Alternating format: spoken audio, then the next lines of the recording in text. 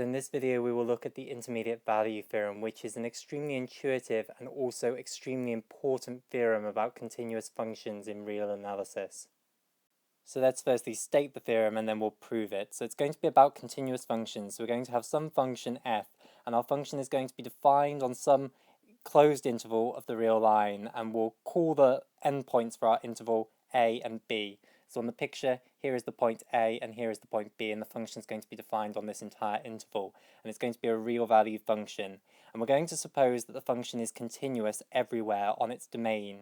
So for all points in this interval AB, the function is continuous at that point, meaning that the limit as x approaches the point of the function is equal to the value of the function at that point. Here is then our function plotted graphically, and because it's continuous on the entire interval from A to B, when we're plotting it, drawing it with a pen, it will be a continuous line, i.e. we can put our pen here and move it continuously along the piece of paper all the way to here, and at no point do we have to lift the pen off the piece of paper and move it somewhere. So the endpoints are very important in the intermediate value theorem, the point A and the point B. So A is being mapped onto f of A and B is being mapped onto f of B, and you can see that in the case of this picture, f of A is greater than f of B. However, for the intermediate theorem to apply, that doesn't need to be the case. It could be the other way around, i.e. f of A could be the smaller one and f of B the larger one, or indeed they could be equal to one another.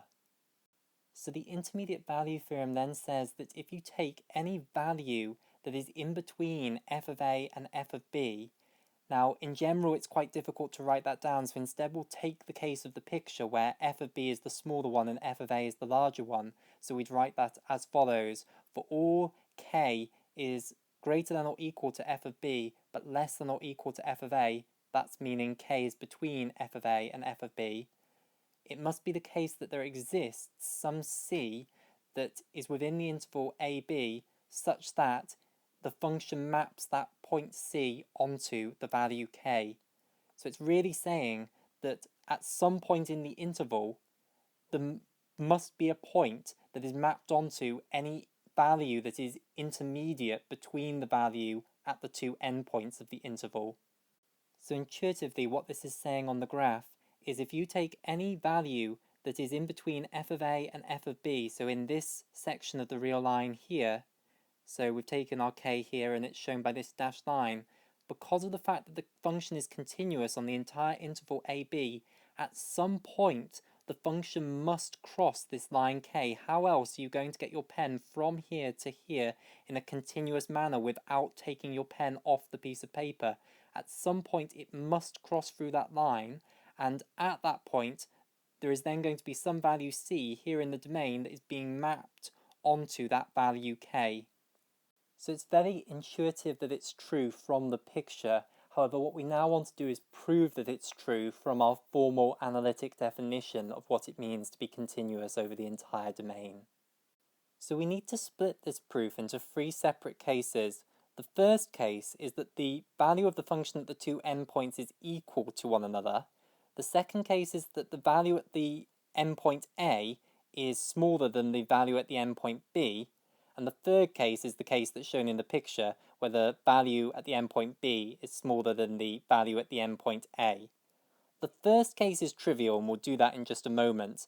The second two cases are essentially identical proofs, so we'll only actually do it for one of them, and we'll probably do it for the first one.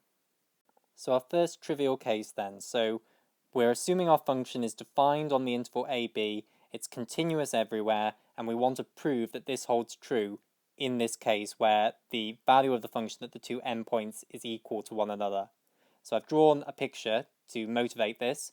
So here is A, here is B, here is f of A, here is f of B, and now they're supposed to be equal to one another on that picture. Now if they're equal to one another, there is only one possible value of k. Remember, k has to be between f of A and f of B. If they're equal to one another, then the only possible k is this same value, set k equal to f of A, which is equal to f of B. And of course, it's then trivially true that there will exist a point inside the interval AB that is mapped onto that value k, because you can either let c equal A, in which case it's mapped onto f of A, which is equal to k, or you can let c equal to B, in which case it's going to be mapped onto k by the function f. So in this case, that the two endpoints are equal to one another, this theorem is trivial to prove. But of course, that case is not the case where the intermediate value theorem is interesting and important. So let's now return to something sensible. Let's return to the case where f of a and f of b are not equal to one another. And as I say, there are really two cases here where f of a is less than f of b, or when f of b is less than f of a. We're going to prove it for this one, where f of a is less than f of b, but the proof for this one is exactly the same strategy. So I've drawn out a separate picture for our proof, and it now correctly shows f of a being less than f of b. So we want to now show that if you take any k value that is in between f of a and f of b, i.e. greater than or equal to f of a and less than or equal to f of b, that there will exist a c value in the interval ab such that when it's mapped by the function, it's going to equal k. Now at the moment, this is including the endpoints of this inequality. So k could equal f of a or k could equal f of b. I want to take those out because it's trivially true in those cases. If I set k equal to f of a, then I make c equal to a, and it satisfies the theorem. If I make k equal to f of b, then my c value is going to be b itself, and it will be mapped onto f of b. So those two end possibilities for k are trivial, so we'll remove them. It's obvious they're true. We'll consider the less trivial bit where k is properly in between f of a and f of b. So I've removed those trivial bits, so we can now focus on k properly in between f of a and f of b, as shown on this picture here, and we need to show that there must exist a c within the interval ab such that when you look at what c is being mapped onto by the function, it's equal to k. So we're all poised to begin the exciting part of the video then, the actual proof. So the way we're going to prove this is with the help of free sequences, and these are the start of my free sequences here. So my first sequence is going to be a sequence of nested closed intervals. This is the name that I'm calling for the first interval. And then the other two sequences are going to be very much so related to the first sequence. They are going to be the boundaries of the corresponding intervals in this interval sequence. So this is going to be the lower boundary, and this is going to be the upper boundary. And of course, these are closed intervals, so they will contain their boundary points. So that first interval, I0, is actually the entire interval that my function is defined on. So I'm renaming my point A and my point B now. I'm subscripting them because we're going to have a whole bunch of other boundaries that are going to be named similarly, and it will be helpful, therefore, to have a subscript. So I0 is now going to be the interval from A0 to B0, i.e. the interval from A to B. And the lower boundary of that interval is A0, so it's going to be the first term in my lower boundary sequence. And the upper boundary is going to be B0, so it's going to be the first term in my upper boundary sequence. So the way that we're going to proceed is we're going to halve the size of our interval. So we look at our initial interval, I0, which is A0 to B0. That will have a length, which is B0 minus A0, half that length, and then add that onto A0 to get the midpoint of the interval. And I've called that midpoint M.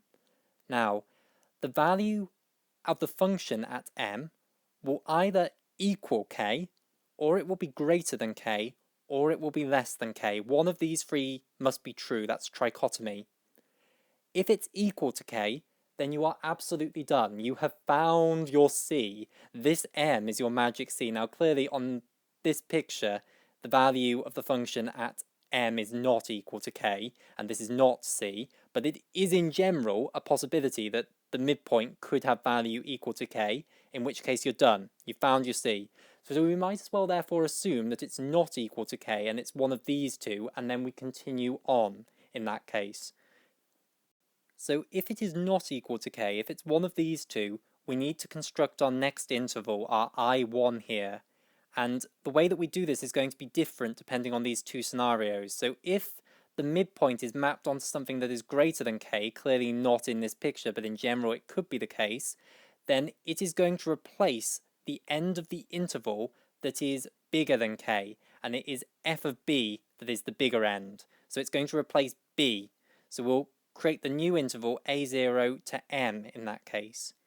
If, as in the case of the picture, f of m is less than k, then it's going to replace the side of the interval that was being mapped onto something less than k, and in our case that's the a side, the lower end of the interval. So we'd replace our interval with m to b, and that's what we do in the case of this picture. So f of m is down here, something less than k, so the side of the interval that we want is the interval from m to b, rather than this side of the interval from a0 to m.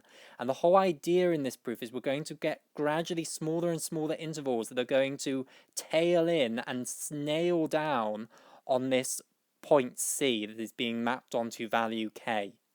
So filling in the next term of the sequence then, so our next interval is this I1, which is, in the case of the picture, it's going to be this interval here, but in general it might have been this case, so you have to follow the instructions here.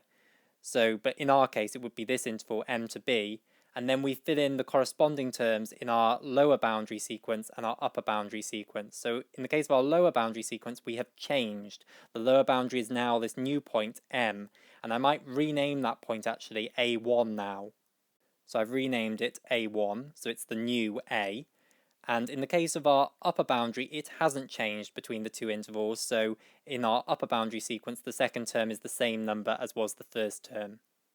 And we now continue on again, so we want to create term 3 of all of these sequences. So we've now got this smaller interval, this interval from a1 to b0, and again we halve it, we go to its midpoint, which I've called m in blue here, and we ask again, is its value under the function f of m equal to k, greater than k, or less than k? If it's equal to k, end of proof, you've got your c that is mapped onto k. If it's not equal to k, it's one of these two. It's either greater than k or it's less than k. If it's greater than k, then we're going to take this side of the interval as our I2. If it's less than k, then we're going to take this side of the interval as our I2. In the case of the picture, it's clearly less than k, so we take this side of the interval, m is going to become our new lower boundary, and b0 is going to remain as our upper boundary. So I've renamed our point m a2 because it's the new a, it's the new lower boundary of our interval. And I've put in I2 here in our sequence of intervals, which is this interval here, and then I've added its lower boundary and its upper boundary into the respective sequences. So a2 is the new lower boundary and b0 remains the upper boundary. And we can continue on like this, halving the size of this interval each time to create these new terms. And there are two possibilities. Either at some point you are going to come across a midpoint whose value by the function is actually equal to k, in which case you scrap the whole thing, you say, whippy, bingo, I've done it, I've found you the c that is being mapped onto k, screw these sequences, I'm not going any further, I've done it. Or you never find a midpoint who is being mapped onto k, in which case you continue this process on forever and ever and ever. And it might be the case that you never find a midpoint that does this. It might be the case that you have to continue on building me these infinite sequences, because after all, if these two endpoints are rational numbers here, you know, if this is irrational and this is irrational, then all the midpoints that I'm building you in this way are also going to be rational numbers, because I'm just doing algebraic operations to get them. You know, I'm taking this one, take away this one, and then I'm dividing it by 2 and adding it onto there. So I'm still going to end up with a rational at that after I've done all of that.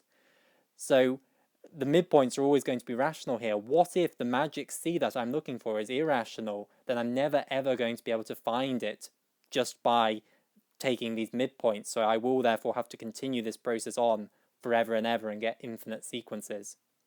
So let's suppose that I did have to continue these sequences on forever and ever and ever.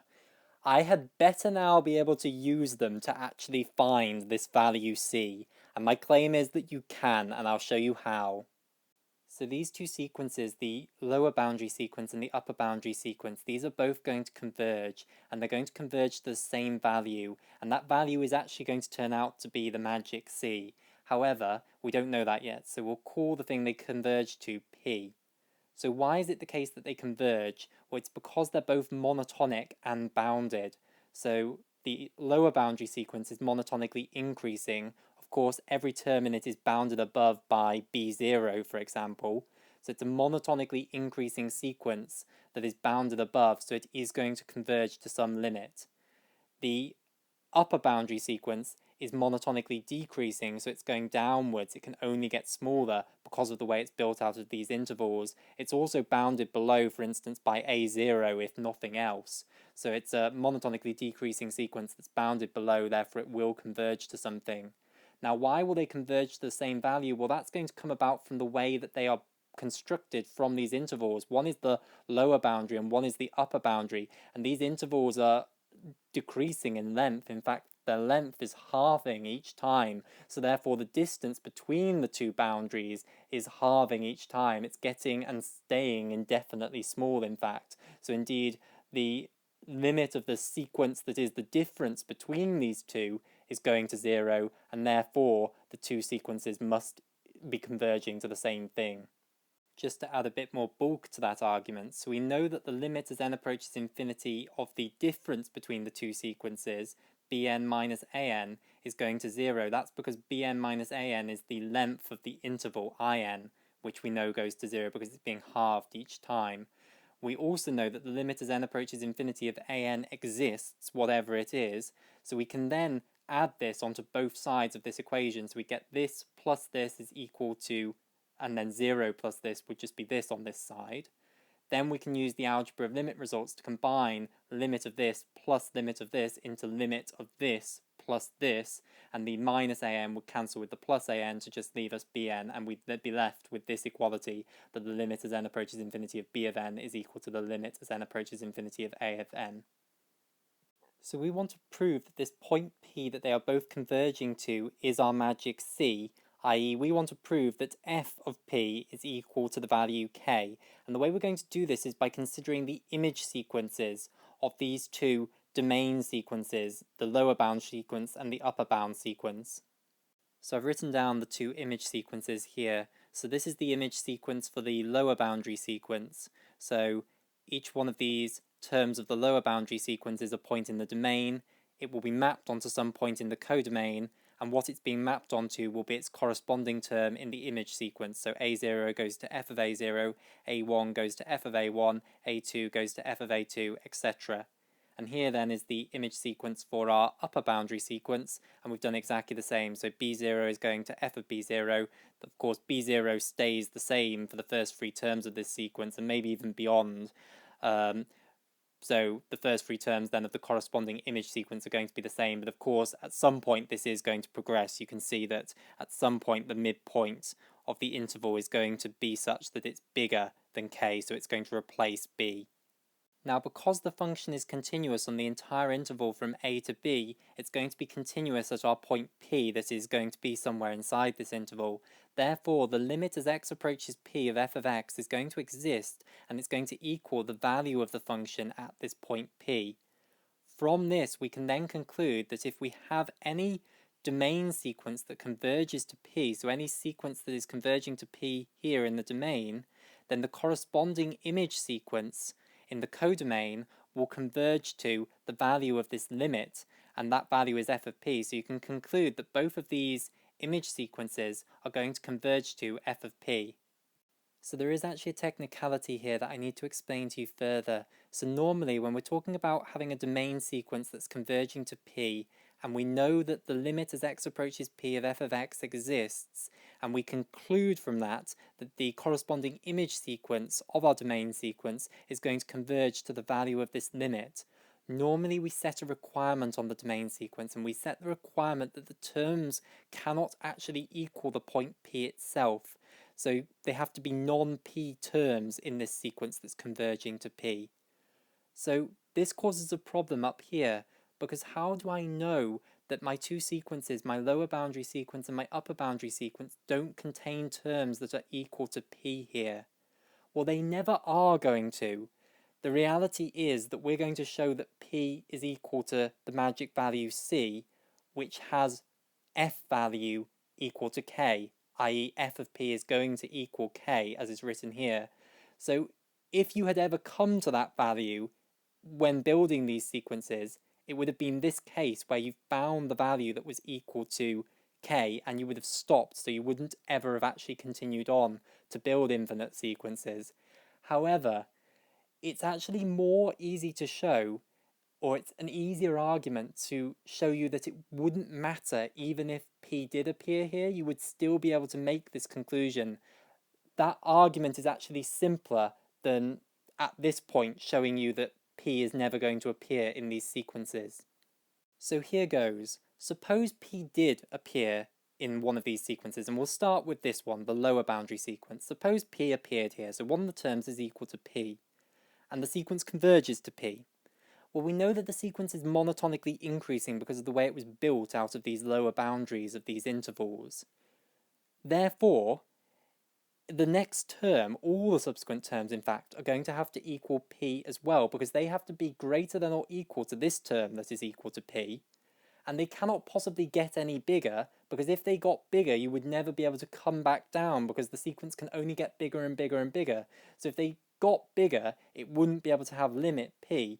The limit of a monotonically increasing sequence has to be the supremum of all the terms in the sequence. So if there was a term in this sequence that was equal to P, then all subsequent terms would have to equal P. So it would mean that the tail end of the sequence was just a constant sequence of P, P, P, P, P.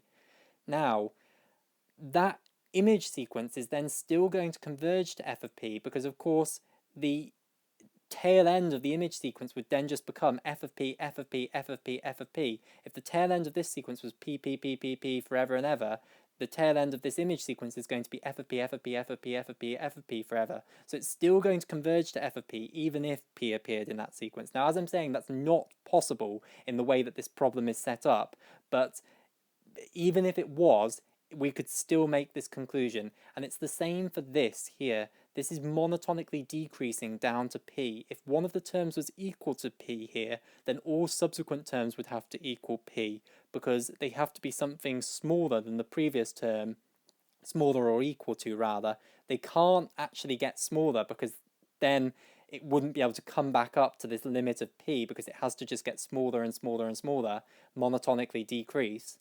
So once you've got one term in here that's equal to P, all the subsequent terms would have to equal P, and then again the corresponding image sequence would just have a tail end of f of P, f of P, f of P, f of P. So even if P could appear in these sequences, which it never will because of the way I've devised this, the construction of these infinite sequences, even if it did, it wouldn't screw up my conclusion that the image sequences here have to converge to the value f of P. So how am I going to use the fact that both of these two image sequences converge to f of P to conclude that f of P is equal to k? Well, the way that I'm going to do this is because I know something about the values in these image sequences. For this image sequence of the lower boundaries, I know that all these values here are going to be less than k, and for this image sequence of the upper boundaries, I know that all of these values are going to be greater than k. And the reason I know that is because of the way that we constructed these intervals. Every single one of these intervals was constructed so that the lower boundary of the interval was going to be mapped onto a value that was lower than k, and the upper boundary was constructed so that it was going to be mapped onto a value greater than k. So I know then that all the terms of this sequence are going to be less than k and converge to f of P, and all of the terms of this sequence are going to be greater than k and converge to f of P, and I claim from that I can conclude that f of P must equal k, and the reason for that is it can't be the case that f of P is less than k, and it can't be the case that f of P is greater than k. So if f of P was less than k, that would cause a problem with this sequence converging to f of P. So here's a number line to help us. Here is k. If we're now saying f of P is less than k, so it will be on this side, and then all the terms of this sequence are going to be on this side, so you've got an infinite sequence that is always on this side. How on earth can it get and stay indefinitely close to something that's on this side? It can get and stay indefinitely close to k, but it certainly can't get and stay indefinitely close to something that's less than k. And equally, this one's impossible. If f of P was greater than k, so it's going to be on this side of the number line, then this one can't converge to f of P, because this entire sequence is on this side of k, so all the terms of this sequence are on this side of k. It can converge up to k, but it cannot possibly converge to something that's greater than k. It can't get and stay indefinitely close to something that's on this side of k when it can't actually get beyond this. Indeed, it can't get however much that distance is from k to this value that's proposed to be greater than k. It can't even get that close to this thing that we call it that is supposed to be its limit. So these two things aren't possible, and then by trichotomy there's only one other option, that f of p must equal k. So this is exactly what we needed to prove. This p is our magic c that is mapped onto value k. And you see now why p could never have occurred in one of these sequences, because if it had, it would have been one of these midpoints that has succeeded as one of the new boundaries here. And we would have then had to ask the question, is f of p equal to k? And if it had equaled k, which it ends up equaling, then we would have stopped this nonsense. We wouldn't have gone any further. We wouldn't have continued building these infinite sequences. But at the earlier stage of the argument, it was actually simpler to show you that even if p did appear in these sequences, that it wouldn't stop me making this conclusion that the image sequences converge to f of p, than it was to show that p couldn't possibly appear in those sequences. So we've now proven the intermediate value theorem for this second case where f of a is less than f of b. To prove it for the final case where f of b is less than f of a, you could follow the exact same strategy as we've done here, but there's actually a very simple, very elegant way of seeing how, from this second case being true, this third case immediately follows. And I've tried to draw this out the best I could over here. So now, this is our function, where you can see that f of a is now bigger than f of b, so it's this third situation. And we want to understand why, if we take a k that's in between f of a and f of b, there's going to exist this magic c value that is mapped onto that value k. So what you can consider doing is taking the mirror image of this function in the x-axis. So to do that, you just need to multiply it by -1. So all the values are going to be multiplied by -1. And that's what I've attempted to draw here. It's a bit of a weak effort, but this is supposed to be the mirror image of this curve here. So now it's the other way round. F of a is going to be the smaller one and f of b is the bigger one. So it's now in the second situation here. And we can now apply the intermediate value theorem to the mirror image of k in the x-axis, which is -k. So by the intermediate value theorem, there will then exist a magic c here that is mapped onto that value -k here. And that magic c will then be the correct c for our original function that is mapped onto value k. So very neat, very elegant. And with that, we will finish this video on the intermediate value theorem. Thank you for watching.